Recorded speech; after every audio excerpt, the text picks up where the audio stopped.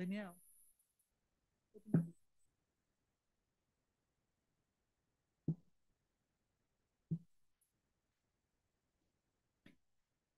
Agora, daremos início à segunda mesa com o tema Era da Indústria 4.0, Transformação Digital e Impactos Econômicos.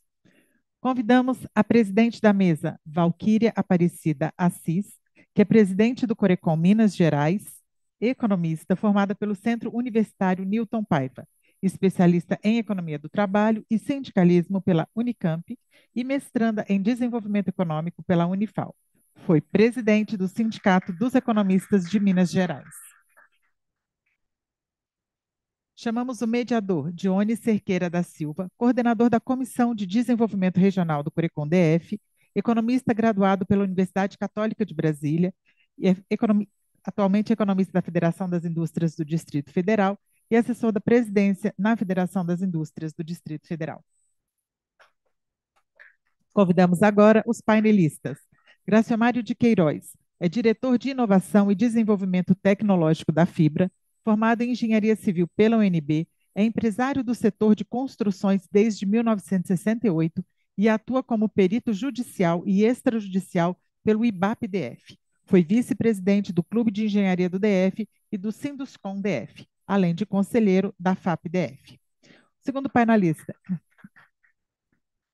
é a Isabela Gaia, que é gerente de difusão de tecnologias na ABDI, com foco em inovação tecnológica. Doutoranda pela Poli-USP, mestre em gestão do conhecimento, possui certificações em PMP e Agile Scrum Master, atuou em organizações como ministérios e Caixa Econômica, além de ministrar aulas em instituições de ensino como a Anhanguera e IESP. Convidamos agora Pedro Garrido da Costa Lima, que é consultor legislativo da Câmara dos Deputados, especialista em economia, com doutorado pela UNB. É presidente da Asleges e coordenador da Comissão de Indústria, Comércio e Serviço do Corecon DF, com experiência em crescimento econômico e política industrial. Lembramos que, por conta do tempo, é muito importante que as perguntas sejam enviadas pelo QR Code. As respostas serão apresentadas pelos painelistas, mas daremos preferência às perguntas feitas por escrito.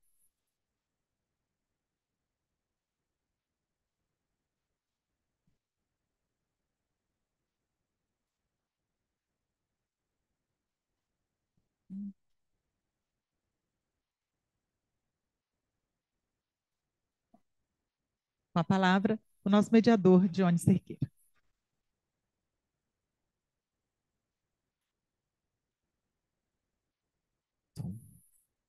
Bom dia, é uma alegria poder estar mediando um painel com pessoas tão qualificadas, num tema tão importante e caro para o nosso país.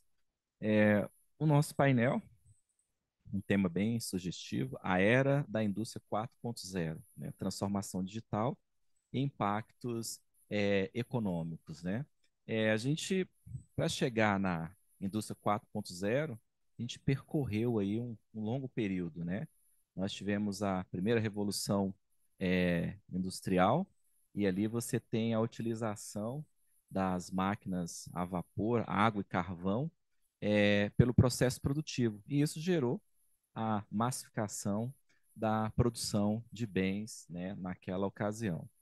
A gente tem aí a segunda revolução industrial, que aí você já entra, começa a entrar com as máquinas e equipamentos, e aí você tem a parte elétrica também, já migra da energia feita por carvão e água para energia elétrica. E isso também gerou um ganho muito grande na parte de produção.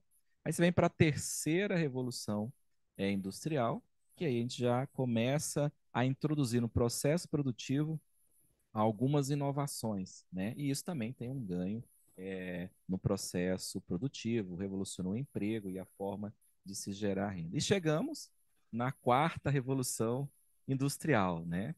E aí a gente gostaria de abrir a palavra para a Isabela, né? Como é que nós poderíamos, Isabela, caracterizar essa quarta revolução industrial, né? O que isso representa? O que é isso? Como é que a gente caracteriza isso daí? Bom dia, Jones.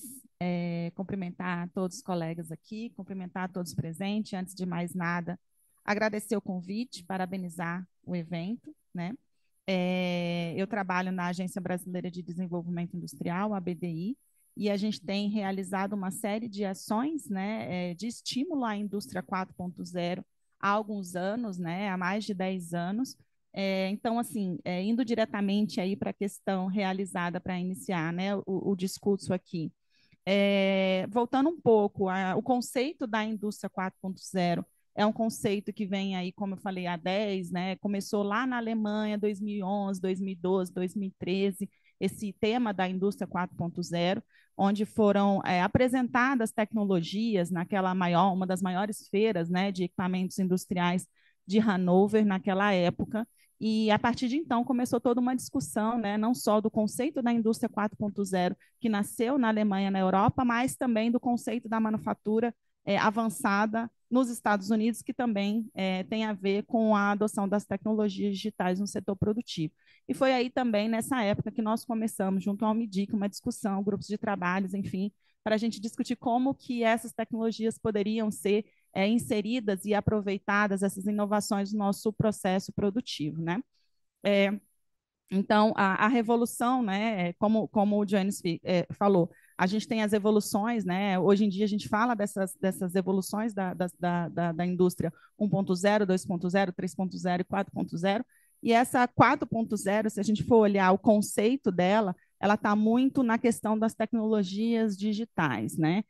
De você levar inteligência à planta industrial, de você buscar as informações, tomar decisões em cima dessas informações, desses dados, e trabalhar de uma forma mais autônoma. Então, quando a gente fala de inteligência, de autonomia, de reconfiguração automática, a gente está falando aí, sim, da 4.0, né?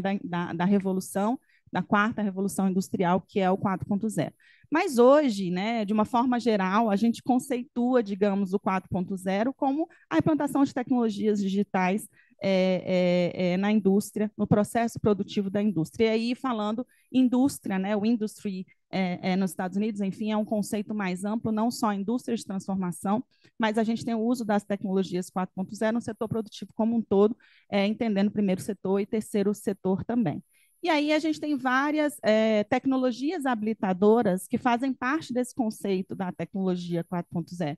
Então, a gente fala aí da cloud, né, hoje, com a quantidade de dados que são identificados e levantados, a gente precisa pensar, e hoje já existem essas infraestruturas de nuvem para o armazenamento dessa quantidade de dados hoje, que é trabalhado em termos de digital, né? Hoje a economia de dados, né? Hoje o dado é hoje o grande inovação que a gente tem também dentro dessa revolução. Então, assim como a cloud, a gente tem o IoT, onde a gente tem sensoriamento, onde a gente busca informações na sua planta produtiva, na sua cidade, no campo, no seu processo produtivo no campo, enfim. Então, o IoT com o sensoriamento, você busca as informações por meio da conectividade, transfere essas informações e faz uma análise dessas informações. E a gente tem robótica, a gente tem a inteligência artificial hoje, que está sendo tanto discutida, que é também uma das tecnologias habilitadoras da indústria 4.0, a tecnologia 4.0, né? E a gente no Brasil também, assim como em outros, né, no mundo como um todo, as tecnologias 4.0 têm diversas aplicações, né? Então, desde a indústria de transformação, então, hoje a gente tem, por exemplo, os gêmeos digitais, né? Então, você buscar todos aqueles dados de produção para você fazer a gestão da produção, a gestão da manutenção, a gestão da eficiência energética dentro da sua indústria. Você pega todos os seus dados e passa para um digital, né? Você consegue, a partir desse digital, você consegue entender como é que está o seu processo com os dados que estão ali, e, a partir disso, fazer previsões, né? Não só análise preditiva, mas prescritiva, que a gente fala, não só entender o que pode acontecer, mas o que você pode fazer em cima disso. A tecnologia, a inteligência artificial pode ajudar a gente nesse sentido. Então, hoje, por exemplo, Eu tive lá vendo o gêmeo digital da Randon, que é aquela máquina do sul lá de reboques, né? Então, eles têm lá a construção, eles têm a linha de montagem dos reboques, né? E aí, eles transformaram isso num ambiente de gêmeo digital. Digitalizaram toda a indústria que é autônoma, digamos assim, e eles conseguem ver todas as células, parte por parte da célula, consegue visualizar de um computador como que está o processo produtivo e consegue, em cada etapa de cada célula, identificar aonde está tendo problema, se está tendo problema, se não está tendo parada, e aí você consegue gerenciar a sua produção, a sua produtividade, a sua eficiência de uma forma diferente, né?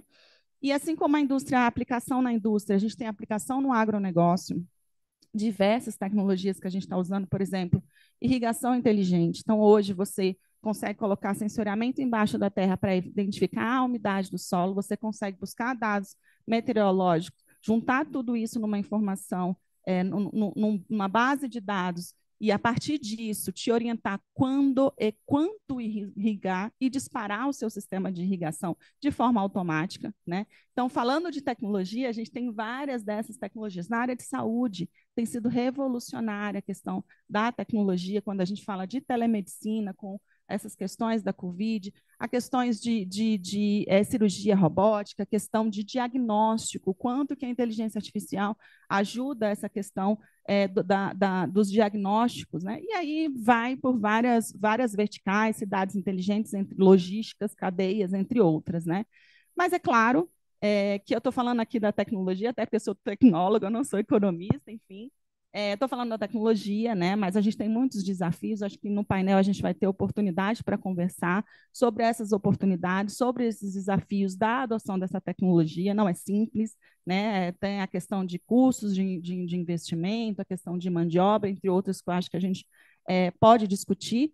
Mas dizer que no Brasil a gente tem a Pintec, que é uma pesquisa do IBGE que a ABDI colabora, a última Pintec foi anunciada na ABDI. Se eu não me engano, hoje está saindo uma outra semestral, onde a gente coloca aqui 85%, se eu não me engano, na última, das médias e grandes empresas já adotam alguma tecnologia digital no Brasil, 70% cloud, 50% IoT, 16% inteligência artificial e 20% robótica, né?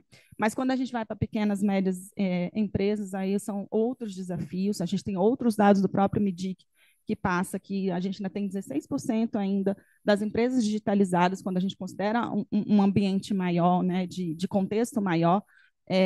Então, assim, muitos desafios ainda, mas temos aí a política industrial trabalhando com recursos para a gente endereçar essas questões. Mas eu acho que a gente vai ter oportunidade de discutir esses desafios e oportunidades no painel. Obrigado, Isabela. Excelente explanação. A gente pode perceber que a adoção de novas tecnologias, como você colocou, por parte da indústria, irá impactar além da indústria, né? Basicamente todos os setores, né? Você colocou, então, a gente tem o comércio, a gente tem a agricultura, próprios serviços, né?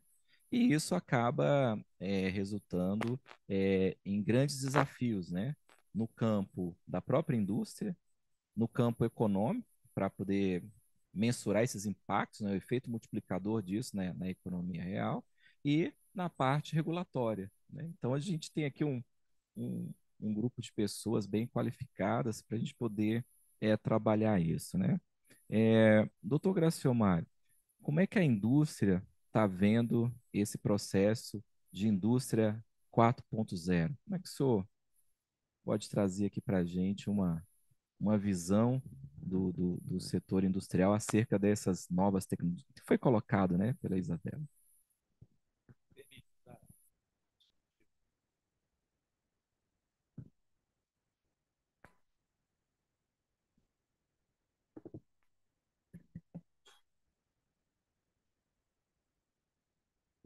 Bom dia a todos e a todas. Eu cumprimento a senhora Valquíria, presidente do Corecon de Minas Gerais, que conduz o nosso trabalho, nosso painel. Gostaria de registrar nossos agradecimentos à doutora Luciana Ascioli pelo convite que nos foi feito, e nessa oportunidade trago um abraço fraterno do nosso presidente Jamal Bittar, colocando o sistema fibra à disposição do Corecon nacional e regionais para desenvolver ações em benefício do desenvolvimento industrial das empresas do Distrito Federal e também do Brasil.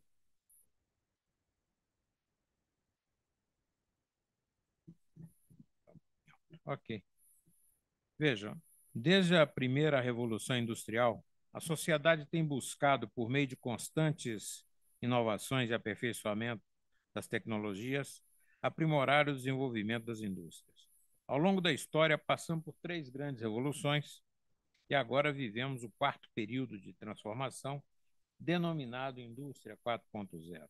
Esse conceito, também conhecido como 4ª Revolução Industrial, refere-se a um processo de manufatura interligada entre o mundo físico e o mundo digital, cujo objetivo é aumentar a competitividade, aprimorar a eficiência e gerar inovação.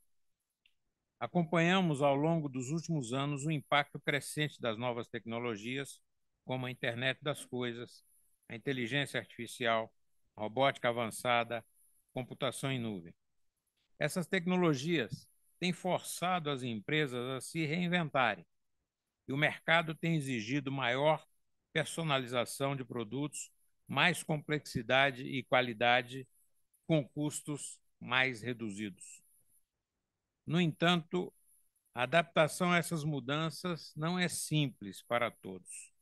A falta de conhecimento e de habilidades tecnológicas pode fazer com que algumas empresas percam faturamento e competitividade, podendo levar, inclusive, ao encerramento de suas atividades.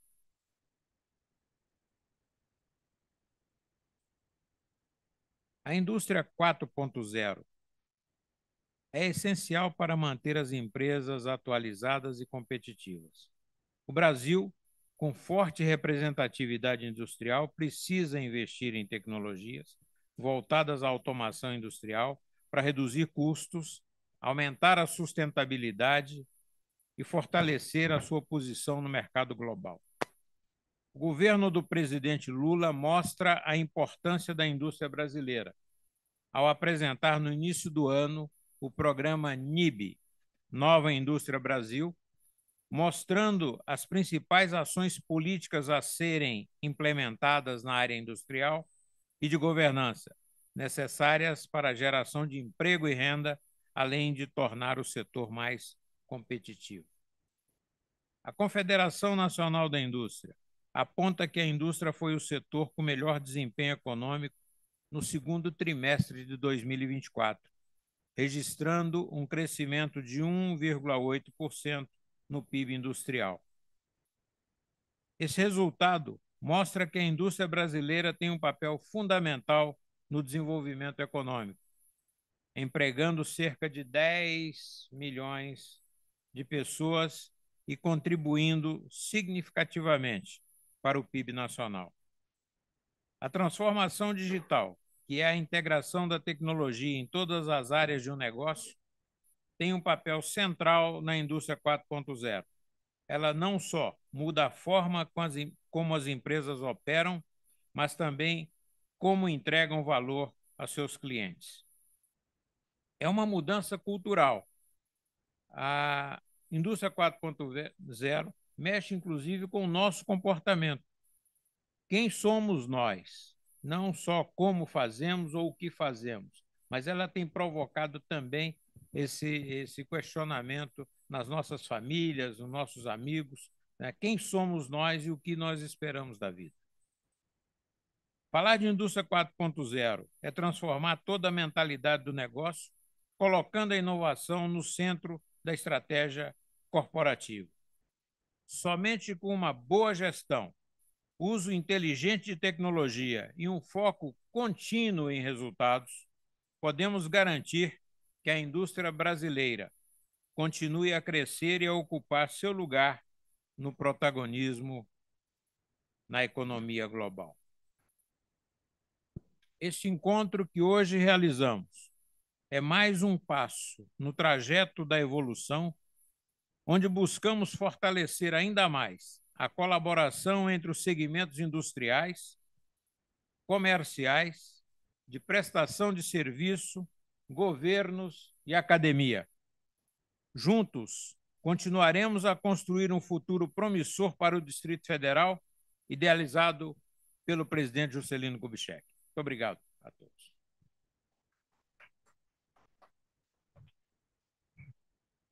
Doutor Graciomário, obrigado pelas colocações. E eu queria destacar um ponto que o senhor mencionou, que é a mudança cultural, né? Essa quarta revolução industrial, ou a indústria 4.0, irá provocar uma verdadeira mudança, né, na cultura do nosso país e dos países que estão implementando, né? O senhor colocou ali 10 milhões de pessoas empregadas, né? Então a gente tem aí meio que um desafio, né, em relação a isso. Esse processo, né, de implementação, e aí eu queria chamar a atenção da Valquíria, nossa presidente do Corecon de Minas, como é que você vê essa implementação, né, dessas tecnologias por parte da indústria, essa mudança cultural, olhando para o mundo do trabalho? Valquíria? Como é que nós podemos levar uma mensagem, né, para aquele trabalhador que está lá e fala assim, olha, vou perder meu emprego, não vou me recolocar mais no mercado de trabalho, né? Como é que você vê essa revolução cultural voltada para o mercado de trabalho? Bom dia a todos e todas. Quero agradecer à presidente Luciana pelo convite de estar aqui hoje. Na pessoa da Isabela, cumprimentar todos os demais da mesa. É muito interessante porque quando a gente começa a discutir, né, essa nova política industrial que está surgindo, que igual muito bem a Isabela comentou, começou em 2011 lá na Alemanha, e o Brasil passava por um processo de política de política de desindustrialização da década de 90 através da política de consenso de Washington. Então a gente vê que nessa nova possibilidade, como falou muito bem aqui o senhor Gracionário, não é isso? A política industrial do governo federal agora, com o MIB, com as 6 missões, tem uma oportunidade de colocar o Brasil novamente na discussão da política industrial, que, igual você mesmo falou, gera 10 milhões de emprego, e foi uma surpresa, né?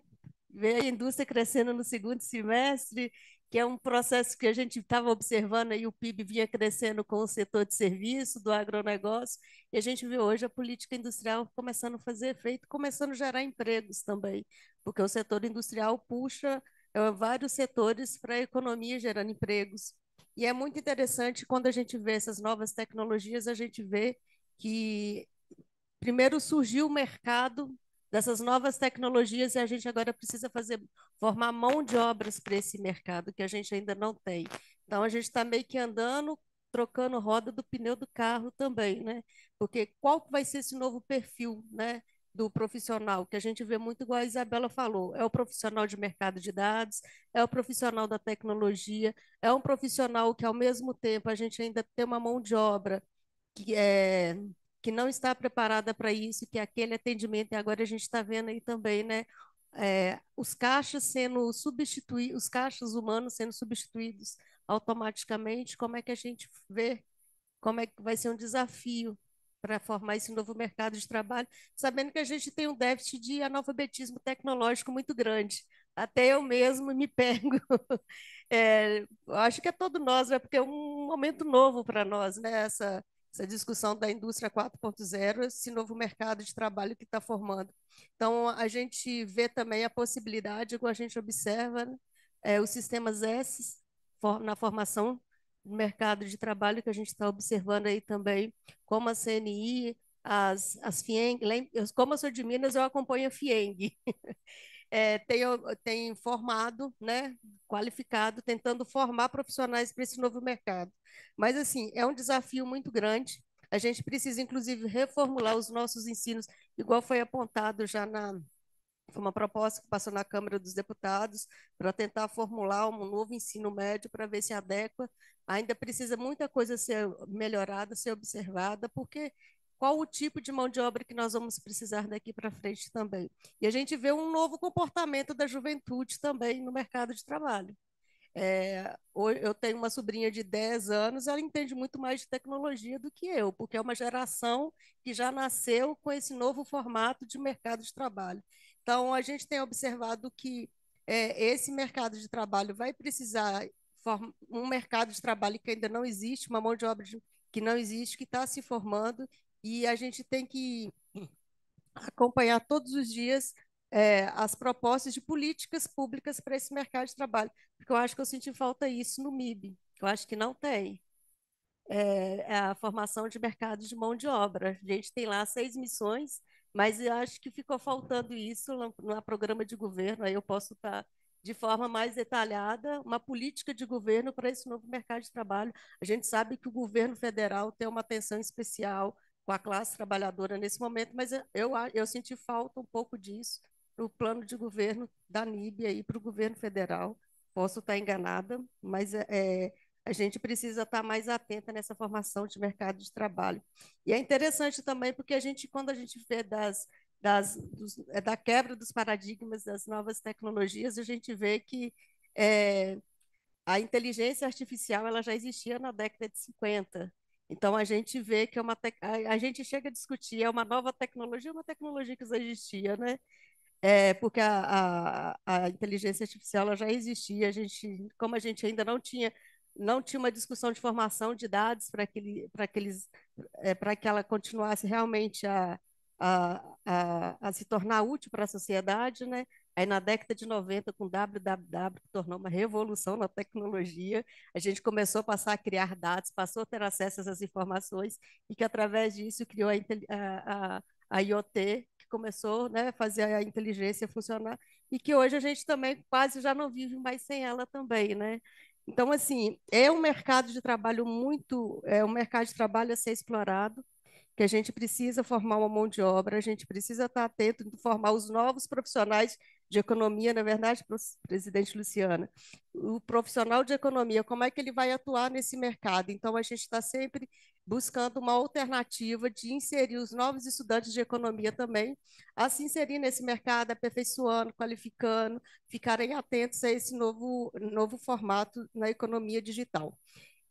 Então, assim, o que a gente precisa realmente é formular umas políticas específicas para o mercado de trabalho. Eu não sei se a BDI não tem especificamente, depois você pode me esclarecer um pouco isso, porque eu acho que a discussão da mão de obra ela está ainda meio solta nessa indústria 4.0. Se vocês puderem também me esclarecer um pouco quais são as ações que vocês estão tendo com relação à formação do mercado de trabalho.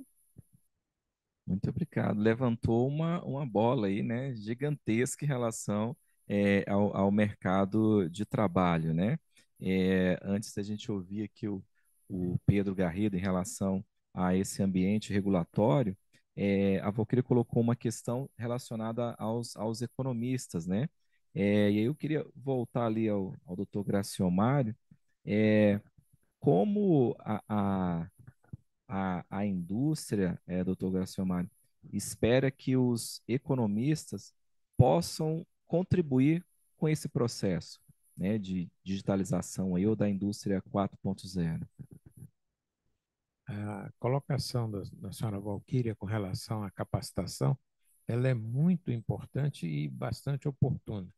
Nós conseguimos, junto com o governo do Distrito Federal e com as academias em Brasília, principalmente a Universidade de Brasília e a Católica, firmar convênios com a FAP-DF, com a Secretaria de Ciência e Tecnologia, com a própria BDI, onde eu diria que Brasília hoje é o estado onde está mais avançado essa parte de capacitação e treinamento, não só dos trabalhadores, mas também das empresas. O NIB, ele contempla o Brasil B mais P, né? Que no primeiro momento é voltado para as empresas, mas nós também já estamos trabalhando a formação dos nossos profissionais, porque inclusive nós temos profissões que vão surgindo nos próximos 10, 15 anos, que não existem hoje ainda. Por exemplo, um almoxarife de obra. Hoje você não tem mais essa figura, aquele senhor, aquela senhora que tem uma letra bonita e tudo. Nós temos hoje um técnico de operações de computador que tem que entender de programas como o Mega, como o Special, enfim. para que ele possa operar e cuidar de todo aquele patrimônio da empresa, do seu canteiro de obra.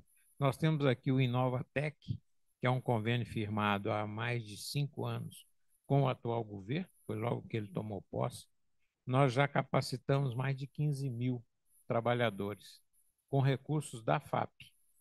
Né? Nós conseguimos, num primeiro momento, e esse recurso foi sendo ampliado. Hoje nós temos parlamentares da bancada do Distrito Federal que já procuram a federação para sugerir inovações, sugerir cursos, inclusive com proposta de emendas parlamentares. Então, acho que o caminho passa por aí, sim. Nós temos que treinar os nossos trabalhadores. Nós temos, de novo, profissões que estão começando agora. Nós vamos ter a dificuldade daquelas profissões menos rentáveis, mais simples, que acabarão sendo suprimidas, como caixa de supermercado, no futuro motorista de carro, enfim. Tá? Então, é importante que a gente tenha essa visão, né, e que possa antecipar para essa capacitação. Em Brasília, se prevê um déficit de mais de 25 mil profissionais na área de conhecimento técnico, na área de TI, nos próximos 5 anos. Então, é um desafio e é importante que a gente tenha essa visão e trabalhe de forma antecipada para evitar a gente perder o bonde da história. Muito bom. Bom, saindo do campo do mercado de trabalho e entrando para o campo normativo, aí é com o Pedro Garrido. Pedro, como é que está a visão, né, do nosso legislativo em relação a isso que foi colocado, a esses desafios, né, relacionados com a própria adoção de políticas voltadas para a promoção do setor industrial, e aí você tem, foi colocada pela Isabela, todo um arcabouço que envolve a legislação voltada para a inovação, mas você também tem a questão de incentivos, você tem a questão do mercado de trabalho, né? Você tem a questão internacional. Como é que o legislativo está vendo esse momento e assim, quais são as perspectivas, se for possível, né, para os próximos anos em relação a esse campo regulatório? É, Obrigado, Jones. Uma pergunta bem desafiadora. Gostaria de saudar aqui a iniciativa, né, do nosso 14º NOS, discutir esse tema muito importante. Gostaria de saudar aqui essa mesa muito qualificada e agradecer o convite, né, feito para participar aqui. Eu até tenho uma apresentação, não sei se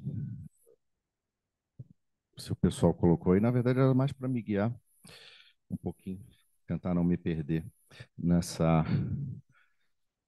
Bom, eu sou consultor legislativo da Câmara dos Deputados. Minha área é de política econômica, desenvolvimento econômico e economia internacional.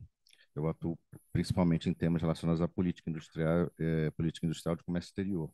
Mas também algumas questões de mercado de trabalho, desigualdade, a gente olha bastante lá na área. E eu estou também como presidente da nossa Associação dos Consultores Legislativos de Orçamento e Fiscalização Financeira, lá da Câmara dos Deputados, as Leges. Também tem um outro chapéu, que é conselheiro aqui no Conselho Regional de Economia do Distrito Federal, né, colega aqui do Dionis, né, como conselheiro, e também tenho coordenado a Comissão de Indústria, Comércio e Serviços do Conselho do Corecon aqui. Né? Dionis é nosso coordenador de desenvolvimento regional, né, e também grande parceiro ainda nas discussões sobre indústria. Eu a a Isabela Gaia já falou sobre a definição de indústria 4.0, não vou entrar nessa definição, nem nas tecnologias habilitadoras, né, sobre isso, e nem na discussão sobre como que ela está se configurando, mas eu só queria destacar 2 pontos. Com relação a essa indústria 4.0, e que diz respeito à definição dela e as tecnologias que estão associadas a ela.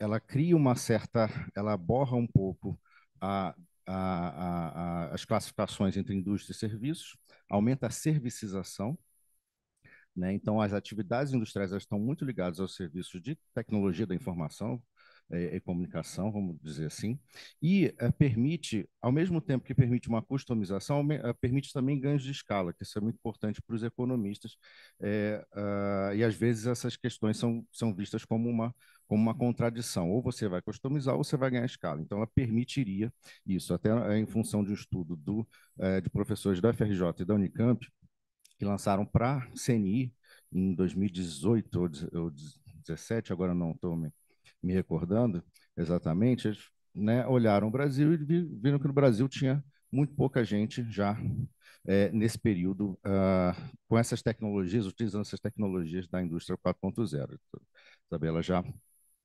comentou sobre isso. Tem novos números, e a ideia é que para 2027, em 10 anos, né, então foi 2017 esse estudo, eles estavam prevendo que 23%, 24% das empresas industriais seriam 4.0, sob uma base de 1,6. Então, seria um aumento muito grande, mas, enfim, ainda seria um percentual baixo sobre o total da indústria, né, o que vai em linha com o que já foi comentado aqui.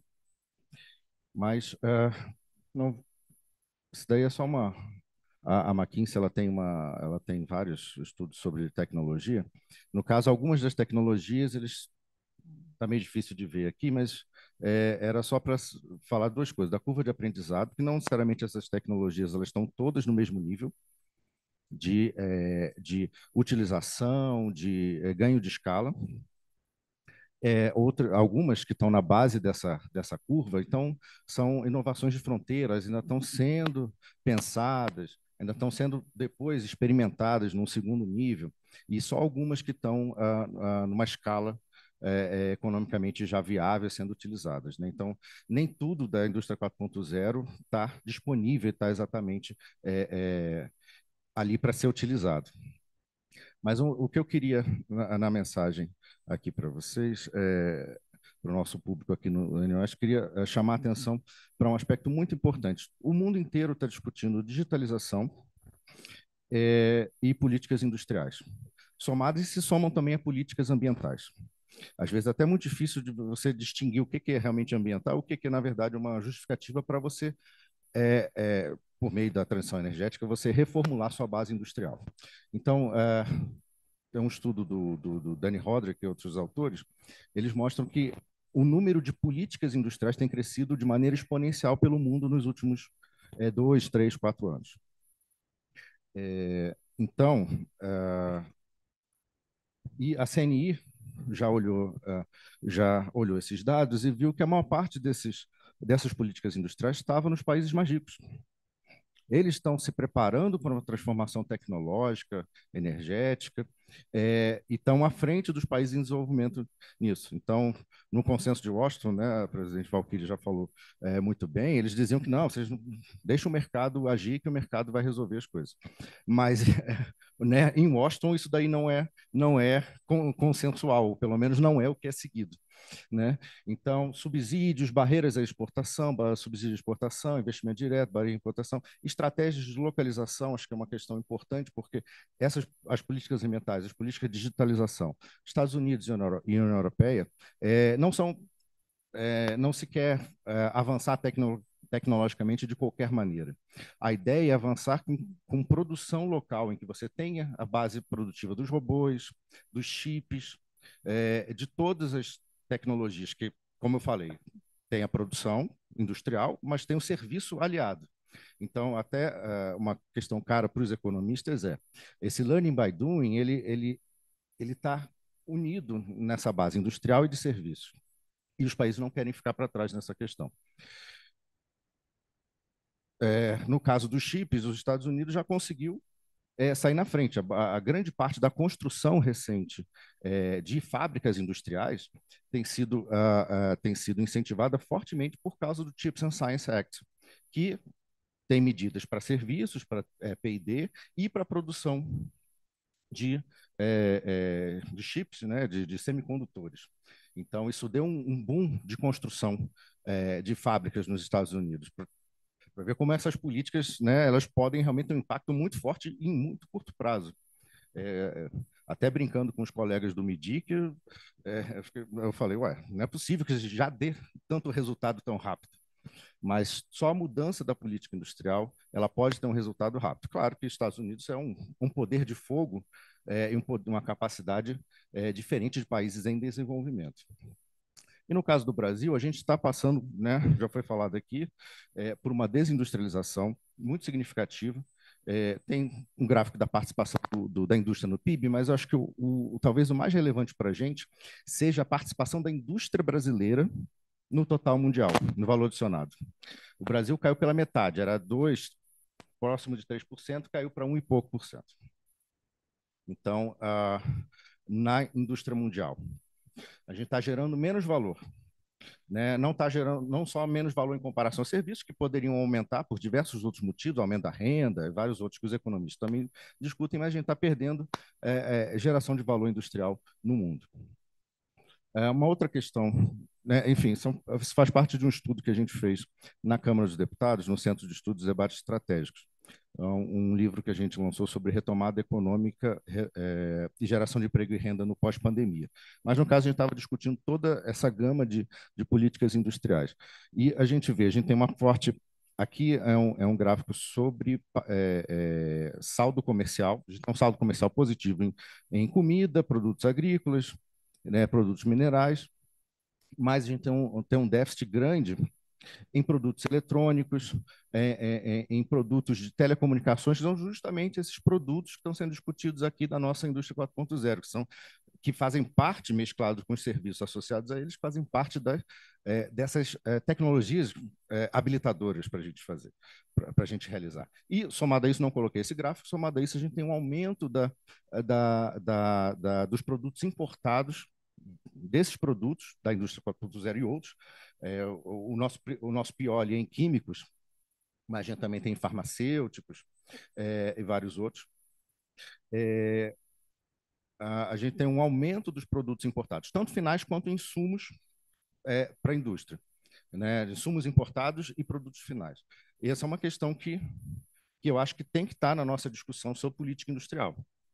Então, a gente sabe que a neoindustrialização é a palavra-chave ali que o governo utilizou. Foi lançado, né, que já foi falado aqui, né, o nosso diretor Graciano Mário já comentou, justamente foi um avanço essa questão da discussão da NIB, né, que está associado ao Plano Brasil Mais Produtivo e outras iniciativas, muitas focadas em crédito. Mas a gente precisa discutir também algumas políticas que vão direcionar esse nosso mercado para que a gente tenha mais conteúdo local aqui, na maneira de fazer, para a gente receba esses benefícios do aprendizado relacionado a essas novas trajetórias tecnológicas e que a gente possa ter um tipo de inserção, um tipo de produção interna aqui, inserção internacional que seja diferenciado. Então, acho que ainda a gente precisa olhar essas questões na nossa política industrial para que fique bem claro. Claro que o governo tem avançado nisso, por exemplo, discussão de compras públicas, utilizar a margem de preferência, conteúdo local, tem havido avanços nesse sentido, mas eu acho que não dá para ver aí, mas é só um artigo que eu escrevi para a revista do COFECOM, a revista Economistas, um artigo recente, deve ter umas 2 ou 3 edições para trás. Não sei se a Renata até tem essa revista aí disponível. Eu falei sobre desindustrialização brasileira e eu argumentei que o Brasil que tinha uma necessidade de ter uma agenda para a retomada industrial e que essa agenda estava se formando. Então, acredito que o empresariado industrial e de outras áreas, de outros setores também está olhando isso, e o legislativo, já vou entrar no legislativo, ele justamente tem se preocupado bastante com isso. Então, a Comissão de Indústria na Câmara, no final de 2022, fez uma proposta de política industrial, uma sugestão de discutir, aprofundar a política industrial. Foi criada agora uma Comissão de Indústria, Comércio e Serviços na Câmara dos Deputados, que justamente tem apresentado propostas relacionadas a compras públicas, da administração direta, da administração indireta, empresas estatais, discussão sobre conteúdo local, margem de preferência, né, e conteúdo local em diversas áreas.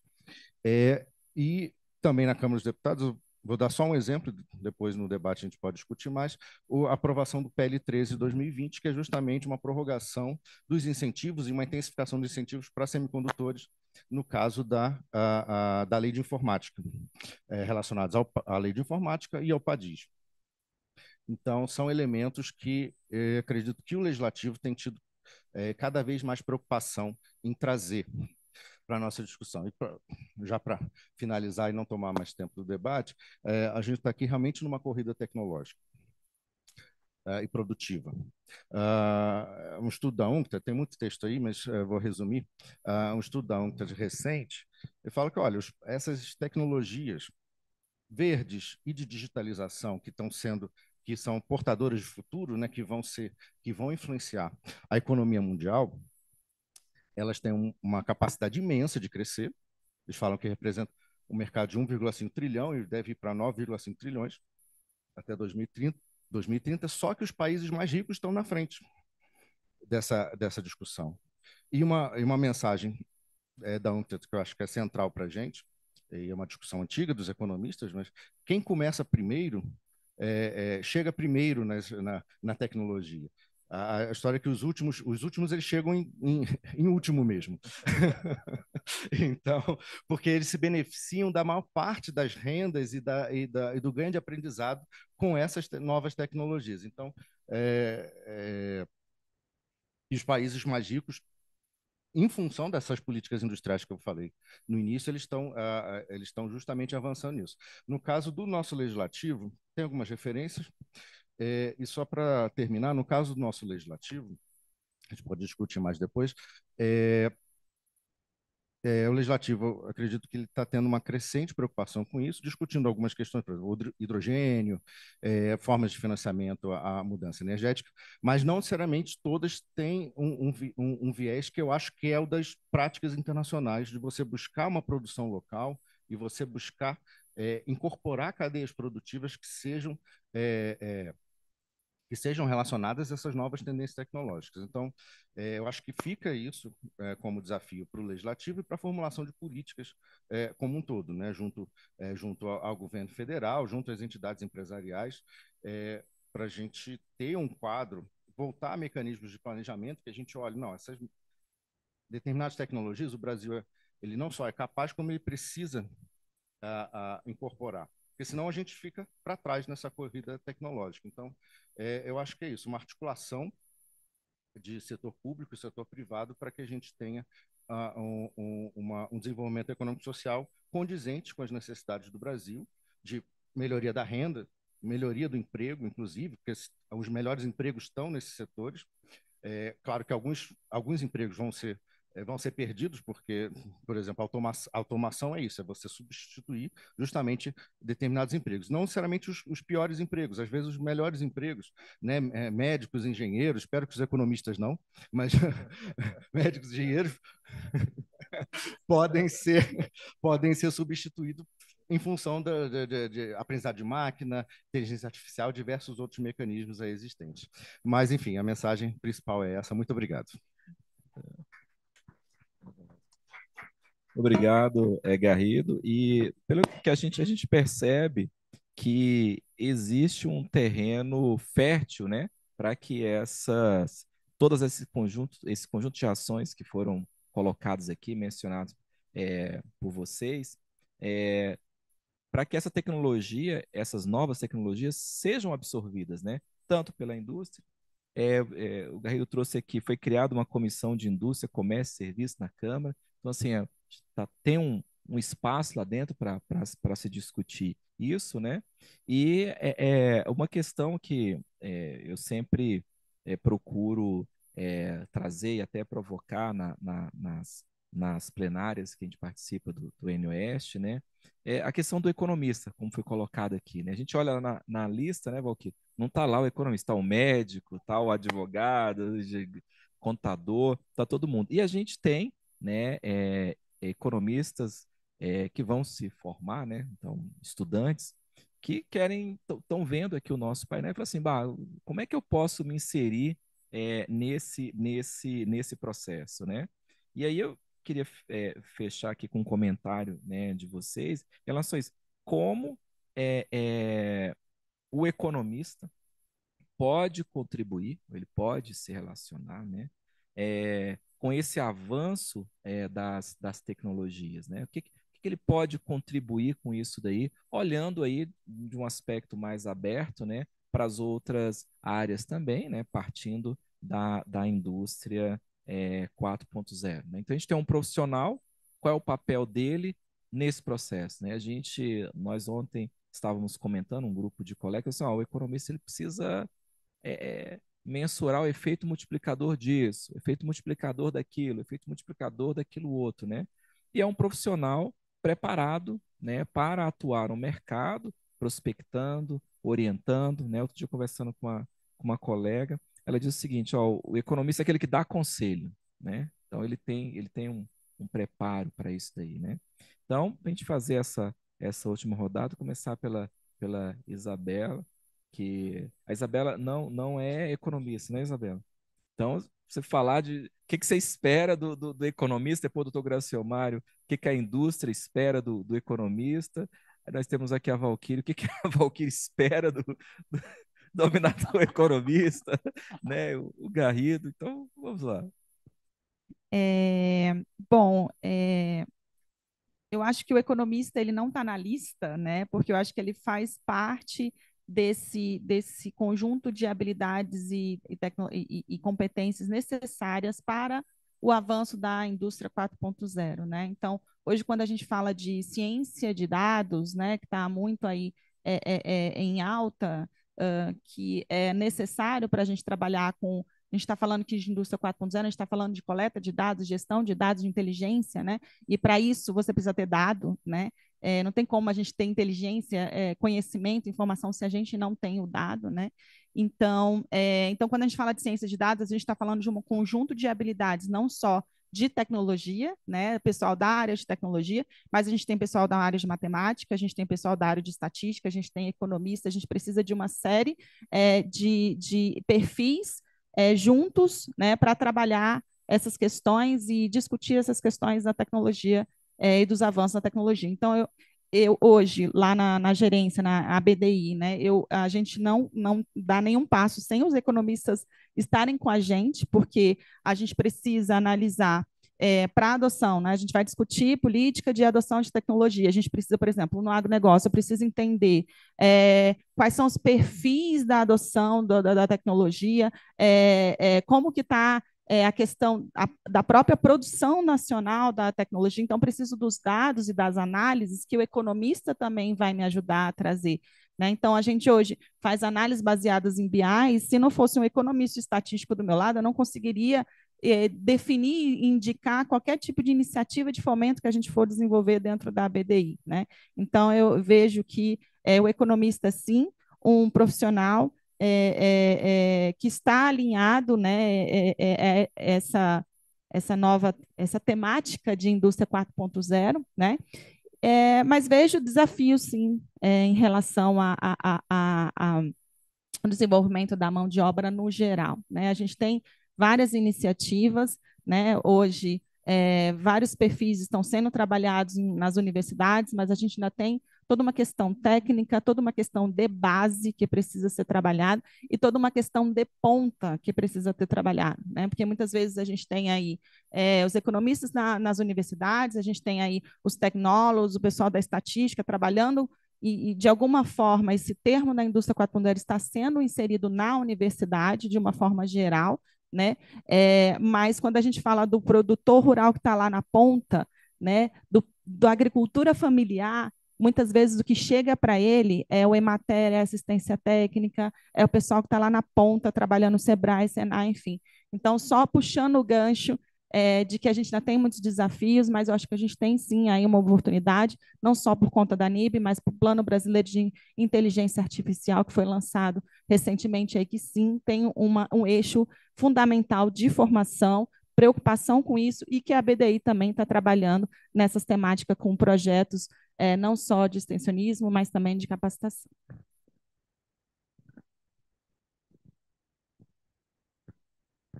Há aproximadamente 5 anos, o presidente Jamal, da Federação das Indústrias, nos deu uma missão que era ampliar a atuação da diretoria de inovação, inclusive na captação de recursos para desenvolver os nossos projetos.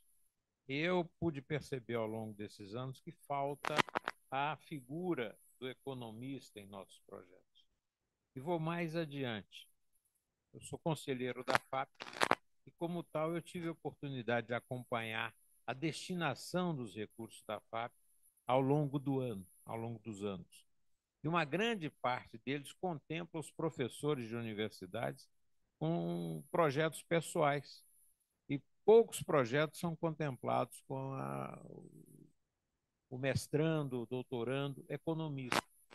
Tem de todas as outras profissões, de pesquisas e tudo, mas falta essa participação mais efetiva. Eu diria que esse seria um caminho inicial, que os economistas pudessem ter também essa participação junto com as empresas, participando inclusive nos conselhos das empresas, na diretoria das empresas, de uma forma mais efetiva. Nós tivemos aqui no primeiro quadro a participação de um representante do IPEA. Vocês puderam observar o quanto foi rica a participação dele, o quanto a gente teve de conhecimento, né, da reforma tributária. Né? Então, eu acho que tem sim um espaço grande para a participação do profissional de economia, mais próximo às empresas, mais próximo à academia, né, para que a gente possa colocar em prática isso que a gente defende. Né? Nós temos a participação da academia, da escola, da universidade, do trabalhador e tudo, nós vamos botar isso em prática, de forma compulsória, se for o caso, para que a gente possa ter essa participação. Por exemplo, compras governamentais. É um grande gargalo. Eu acredito que a participação do sindicato, do conselho de vocês, na orientação, na formulação da política para o governo, seria muito bem-vinda. Porque o governo tem a dificuldade de achar um mecanismo que permita a compra governamental de forma, não é protegida, dirigida, mas de forma a favorecer realmente aqueles que precisam ser favorecidos. E falta, e a gente vê que os países desenvolvidos estão lá na frente desse. Ora, se pode lá, pode cá. Gostaria dessa participação mais efetiva para nos informar, nos orientar, para que a gente possa pleitear, inclusive, com os parlamentares, na formulação das leis, na destinação dos orçamentos, PPA, LOA, todos os mecanismos de captação. Obrigado, doutor Graciomar. Valquíria, como é que nós podemos... Primeiro, a gente tem que pensar que a tecnologia é um aliado nosso, né? Porque a gente está discutindo aqui a questão das novas tecnologias, são ameaças e oportunidades que a gente está enfrentando agora nesse momento. E nós, enquanto economistas, que eu acredito que nós também somos agentes de transformação na sociedade, a gente tem que pensar como é que a gente pode contribuir nesse momento, tendo um mundo de informações, um mundo de dados. Se sentar na frente do computador, gerar dados, todo mundo gera, gente. Mas o direcionamento, da onde que aqueles dados vão ser encaminhados, é um papel do economista. O economista, a discussão que a Isabela estava falando, como é que aquela informação vai chegar de forma precisa para aquele agricultor familiar.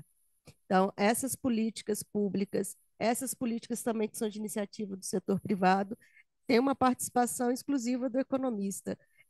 O economista o economista ele tende a direcionar essas políticas para ela melhor ser desenvolvida na sociedade e chegar realmente também a quem precisa. Então, assim, nós hoje temos um desafio na frente, mas também temos grandes oportunidades para transformar a sociedade, né?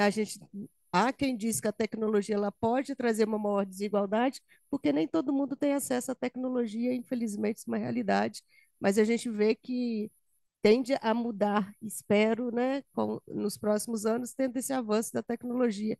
Então, assim, o economista é um agente social importantíssimo nesse mundo de transformação que a gente está vivendo. E tendo isso também, a gente está, né, a presidente Luciana também está acompanhando, que a gente está com um projeto de lei na Câmara dos Deputados, que a gente tem de aperfeiçoar a profissão do economista. Então, a gente também tem tido lá, tem pontuado, porque a lei do economista é uma lei não muito definida, digamos assim, e a gente especificou lá os pontos específicos do economista, vão ter uma atuação mais presente, e a gente sabe que a participação e o direcionamento do economista na hora de fazer o orçamento público é função do economista. O economista que faz o orçamento público. Agora, se é o contador, o administrador que vai executar, mas o orçamento público é um papel do economista. Então, o economista tendo aí, né, geração de dados, mais do que nunca, a gente vai poder contribuir um pouco mais ainda para as políticas públicas com essas novas tecnologias chegar realmente a quem precisa. Então, assim, quero agradecer pela mesa, muito obrigada, e o restante aí de seminário, muito bom para todos nós. Daniel, a gente tem alguma pergunta? O Garrido já é o próprio exemplo do economista atuando, né? Então, ele vai pedir já é o próprio exemplo, muito bom o trabalho, eu acho que isso vai gerar em quem está assistindo lá aquele desejo de continuar a profissão e contribuir, né, com o desenvolvimento. Temos, Daniel, alguma pergunta? É o Fernando? Fernando, por gente. Isso. Fe-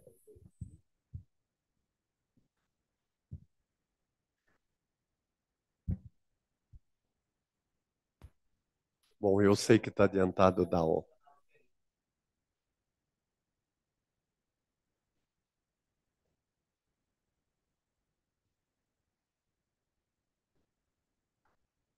Fernando, por gentileza. Bom, eu já sei que é adiantado da hora, mas eu vim de Cuiabá, Mato Grosso. Estou num debate sobre algo que nos afeta. E afeta muito, porque a indústria, quando eu fiz economia, foi uma preocupação grande que ia ser desenvolvido o Brasil. O Brasil ia desenvolver e criava-se toda aquela história. Veio o consenso de Washington, como a senhora falou, e teve toda uma transformação. Quem estuda a história da indústria no Brasil sofre. É um sofrimento tão grande para se adequar ao mercado internacional, às formas de trabalho, que era um país que escravizava pessoas. A escravidão esteve presente, veio a independência, mas a independência não tirou a escravidão. As pessoas foram escravizadas. Então, neste século em que nós estamos agora vivendo, que passamos pela Covid e estamos vivos, então nós estamos não assistindo, mas estamos tentando atuar. Como que o Brasil vai fazer para entrar na inteligência artificial, que ela já foi de 50. Eu fui tomar conhecimento da inteligência artificial nos anos 2000, com Nicolau Sevesenko, na Universidade de São Paulo, História da Cultura, que ele trabalhava a cultura. Já faleceu, falecido, inteligente, maravilhoso, fazia pensar. Então, eu quero deixar para o público que o que está me afligindo é o pensamento. As pessoas estão perdendo a capacidade de pensar. Elas não estão mais pensando. Não estão. Saiu um livro essa semana de um iraniano que escreveu Homo Sapiens, vocês devem ter visto, e ele faz uma discussão em que levanta pontos interessantíssimos, inclusive da dominação política que ela pode trazer. No Irã já está trazendo, já está sendo um ponto de controle. Então, eu queria, assim, dizer que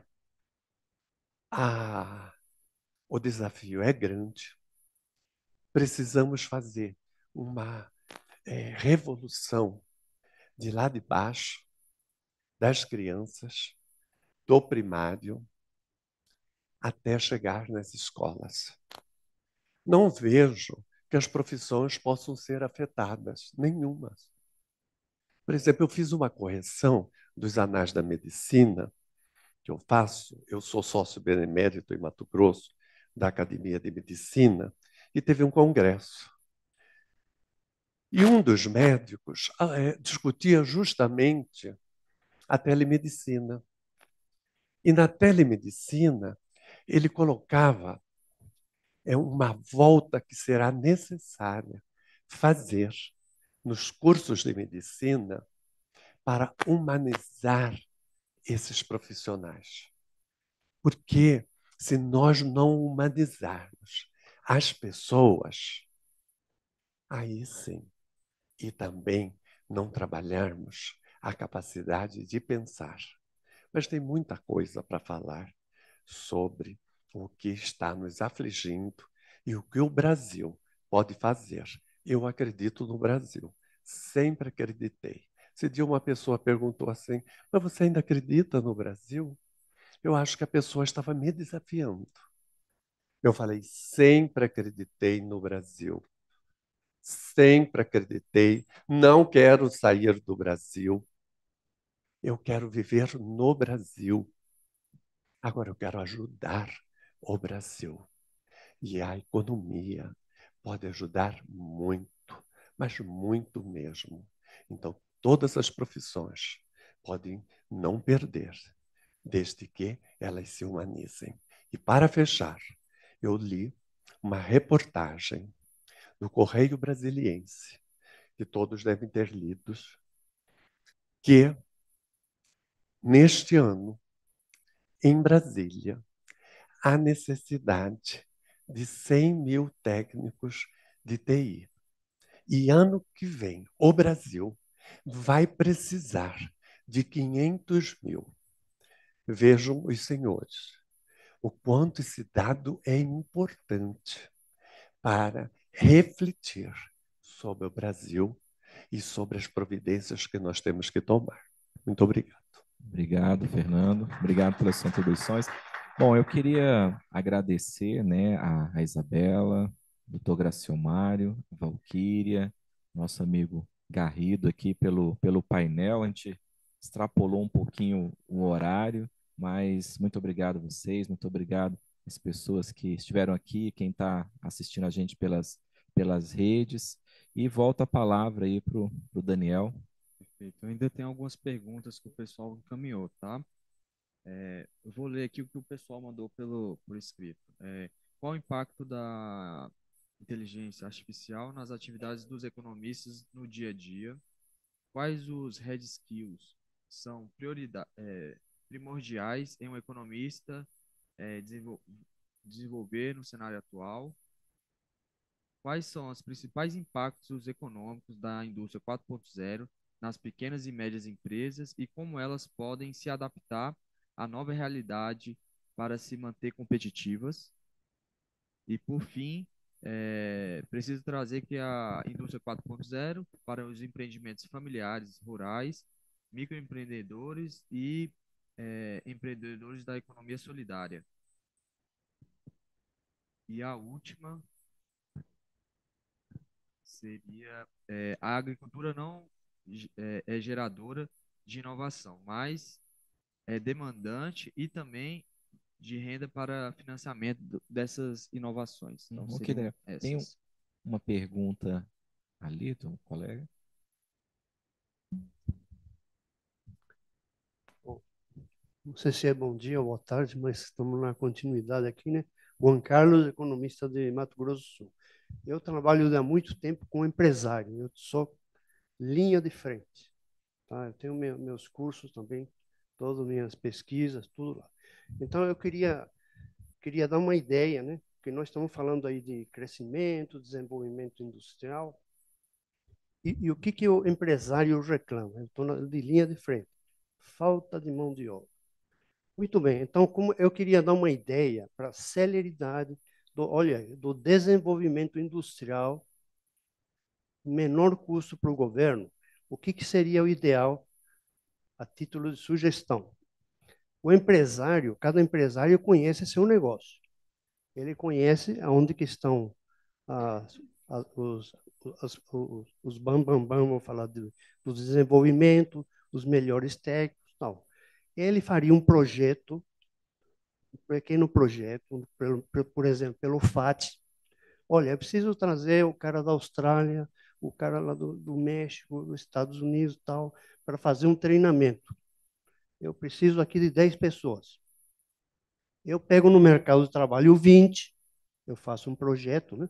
O FAT vai me dar o quê? 100%, 40%, 50% do meu gasto, do meu custo.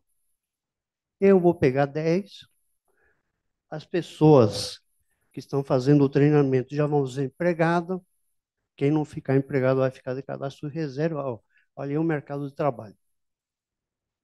Celeridade, por quê? Eu vou montar um produto novo, vou melhorar meu produto, né? E vou dar celeridade a isso. Cada empresário é que sabe o treinamento específico que ele precisa para a melhoria dessa industrialização. Eu coloco isso aí como ideia e agradeço a todos vocês aí pela apresentação, né? Mas como ideia, eu estou falando de linha de frente, é a aspiração do empresário. Agora, como resultado, é essa celeridade que nós vamos dar a esse processo. Muito obrigado. Obrigado. Daniel, como é que está o nosso tempo aí? Tem 5 perguntas? Isso, são 5 perguntas. Como é que está o tempo? Dá para uns 10 minutinhos? 10 minutos para a gente fechar. A primeira que você falou é sobre a influência da IA no processo, no cotidiano do dia a dia dos economistas nesse processo, né? Dos economistas. O segundo... 4.0, a indústria 4.0, qual o impacto que isso traz para os micros, pequenos empreendedores, né? Uhum. A questão da agricultura, que tange, que ela é demandante de tecnologia. Uhum. E em cima seriam esses aspectos. Ah, ok. Bom, então a gente podia, né, segmentar aqui. Acho que a Valquíria poderia falar sobre essa questão do IA e do economista, né? Dos skills também. Ah, tá. Nessa questão, pode ser, Valquíria? Fazer um comentário. O Garrido falaria sobre a questão da 4.0 e as micro empresas de pequeno porte, né? Que é e a gente ia trazer para ela a questão da agricultura, né? Que é um comentário interessante. Podemos encaminhar, Valquíria? O senhor quer dividir comigo? Porque o senhor... Não, é porque eu acho interessante a opinião do senhor aqui, porque o senhor é um agente, né, da sociedade e que trabalha diretamente também conjunto com os economistas. O impacto da IA na economia é na profissão do economista? O que a gente tem observado aí que, na verdade, isso passa a ser uma ferramenta do dia a dia do economista, né? A gente tem que dominar a ferramenta para a gente realmente é, ter ser um diferencial no mercado também, que a gente vê aí a função do economista para essas discussões da inteligência artificial. Então, qual a inteligência artificial? Ela passa a ser uma ferramenta que o economista vai ter o conhecimento da ferramenta e que vai poder instruir economistas em muitas coisas, mas sabendo que ainda é uma máquina, que cabe aos economistas usufruir daquela informação para tomar as decisões, né? Então, ela pode servir como uma orientação naquilo ali, mas nós, enquanto profissionais críticos, né, fica a cargo nós de usar esse tipo de ferramenta para melhor orientação, mas sabendo que a percepção dessa crítica cabe realmente ao economista. É uma ferramenta que auxilia, mas a crítica fica aí por conta realmente do economista, porque às vezes a gente joga lá no chat, sai cada coisa assim, bacana, mas também sai cada coisa que chega a ser assustador. Então, você tem que ter o senso crítico daquilo ali que você está perguntando, a forma como perguntar, como está sendo interpretada ali pela inteligência artificial, que ela ainda falta aperfeiçoar muita coisa, mas o senso crítico é nosso, gente. Então, é uma ferramenta para ser utilizada, sabendo utilizar dá um bom resultado, mas cuidado.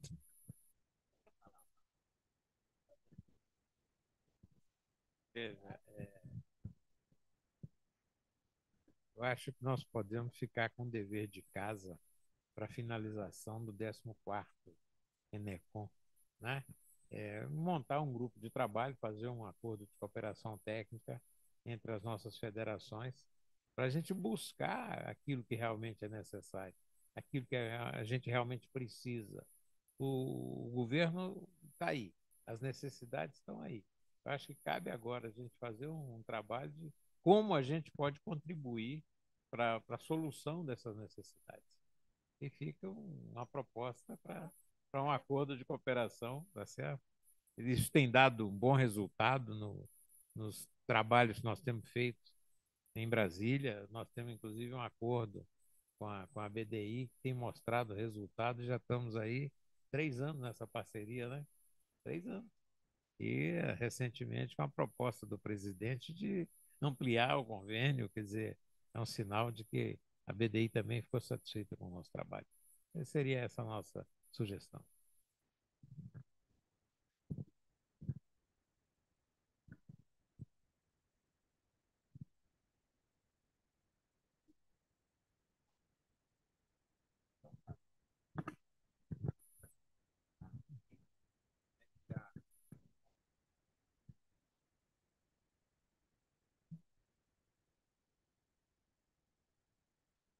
Crédito?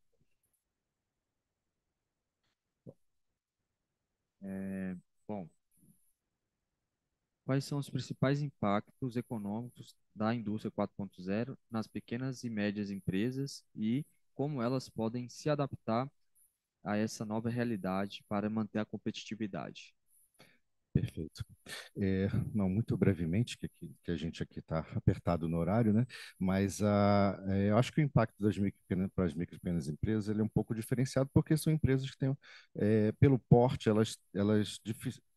claro, algumas têm uma base tecnológica diferente, mas elas muitas vezes são assimiladoras de tecnologia que às vezes são desenvolvidas pelas grandes, pelas maiores. Então, claro que hoje em dia a gente tem uma articulação muito grande, às vezes, de pequenas empresas de base tecnológica, as startups que desenvolvem produtos que, às vezes, muitas vezes são comprados pelas grandes. Então, talvez, nessa pergunta, até voltando à preocupação com o que é o papel do economista do Brasil, é a gente desenvolver uma base empresarial forte com grandes empresas de capital nacional, pequenas empresas de capital nacional, que tenham essa clareza do desenvolvimento tecnológico aqui, buscando uma articulação, acho que com todos os entes aqui presentes, né, o setor empresarial, o governo, associações também sindicais, os economistas, né, que têm esse papel fundamental. Uma vez eu escrevi um artigo para a revista Economistas do COFECON, justamente do papel do economista, como ele é fundamental para o desenvolvimento econômico e social, porque o ChatGPT ele vai dar uma opinião dele lá, que pode ser uma opinião, talvez, de uma linha de economia que não necessariamente vai ser o mais importante para o que o Brasil precisa. Essa indagação, né, dessa aflição, né, o Brasil, como é que o Brasil vai se comportar com relação a isso? Acho que o economista ele pode trazer essa preocupação do desenvolvimento econômico e social, porque a gente está aqui discutindo a adoção de tecnologia, desenvolvimento produtivo, políticas industriais, e também está discutindo emprego, renda, e questões são fundamentais que estão não estão só na narrativa, no jargão do economista, mas nas preocupações que os economistas devem ter para esse desenvolvimento econômico e social integrado, integrando todas essas questões. Então, assim, só para finalizar, eu acho que é isso, né? As micro e pequenas empresas elas têm que estar inseridas nesse escopo maior do que são medidas mais gerais de planejamento econômico de longo prazo para o Brasil retomar, não só retomar a posição industrial que tinha, o Brasil continua sendo relevante na indústria mundial, continua sendo relevante em diversas tecnologias, mas ele precisa retomar de um jeito que ele se enquadre tenha uma inserção internacional qualificada e que não fique a reboque de inovações e ainda mais, que ele não perca o bonde dessas novas trajetórias tecnológicas que estão surgindo. Então, acho que o papel do economista, inclusive, é central nisso. Acho que o nosso NOeste está indo muito bem ao trazer esses temas centrais para o nosso desenvolvimento econômico e social como um todo. Obrigado, Jair. Bom, Isabela, começamos com você, né? Você vê a importância das novas tecnologias e dos instrumentos, né? E vamos encerrar com você.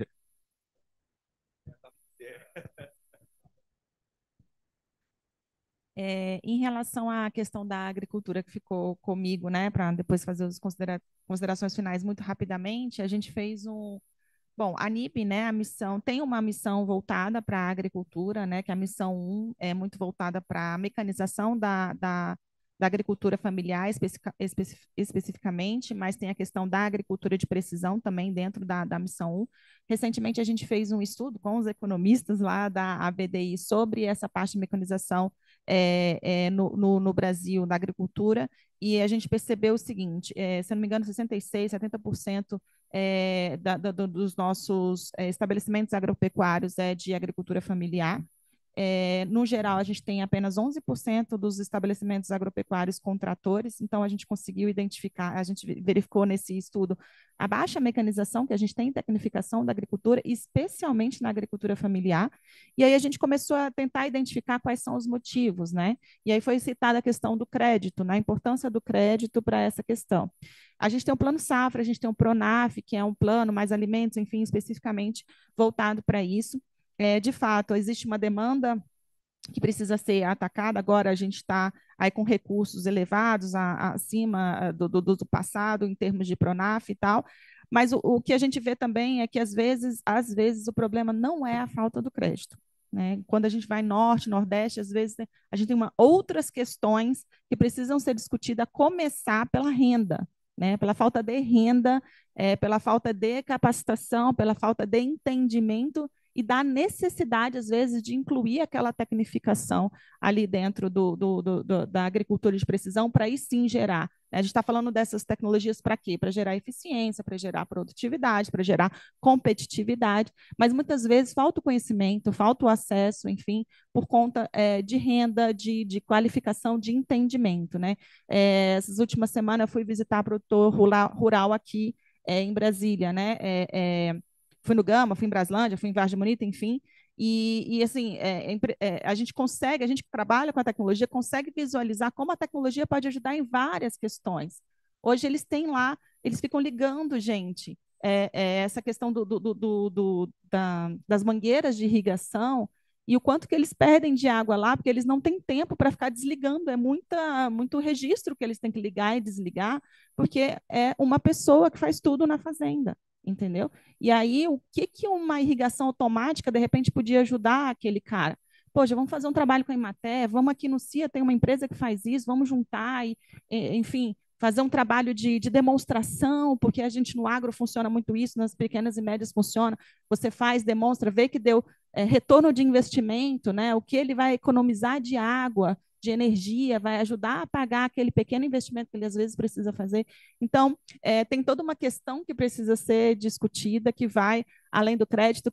Claro, o crédito é fundamental, é importante, mas tem muitas outras questões que passam por tudo isso que a gente está falando de qualificação. Mas como mensagem final, eu sei que o nosso tempo acabou, dizer que a gente tem aí o desafio, né, de crescer como indústria, né, enquanto país, apesar aí do nosso PIB ter sido positivo, né, 3,4, se eu não me engano, do crescimento da indústria em si de transformação, mas a verdade é que a gente ainda precisa crescer em termos de taxa de investimentos, a gente ainda tem desafios aí em termos de juros, enfim, isso acaba deixando a margem um pouco mais baixa, então a gente tem desafios, inclusive macroeconômicos, que influenciam. A questão da regulação, eu acho que a gente também, quando a gente fala de inteligência artificial, a gente ainda tem que avançar, né? A gente tem os PLs de inteligência artificial aí sendo discutido nesse momento, porque, ao mesmo tempo que a gente tem que tomar conta, né, e tomar cuidados com os riscos que essa tecnologia pode trazer, não só de desumanização, mas por uma questão de vieses, de falta de problemas de reconhecimento, de influências, né? Então, aí a gente tem que ter cuidado com isso, então a regulação ajuda, mas, ao mesmo tempo, a gente não pode travar a inovação do nosso país, porque isso vai ajudar a gente a trazer produtividade e competitividade, né? Então, a tecnologia aí, eu acho que essas questões que a gente tem discutido e que está dentro da NIP, está dentro do plano, e que a ABDI também está realizando instrumentos para discutir essas questões, entendendo que a tecnologia é o meio para a gente ganhar eficiência e competitividade na indústria.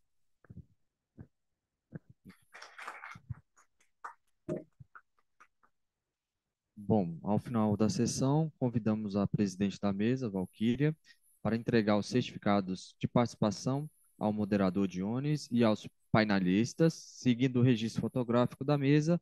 Após desfeita a mesa, faremos um intervalo para o almoço e às 14 horas daremos início à terceira mesa, titulada Desenvolvimento Urbano no Centro-Oeste, Expansão dos Mercados e Potencial do Turismo nas capitais e cidades do agronegócio.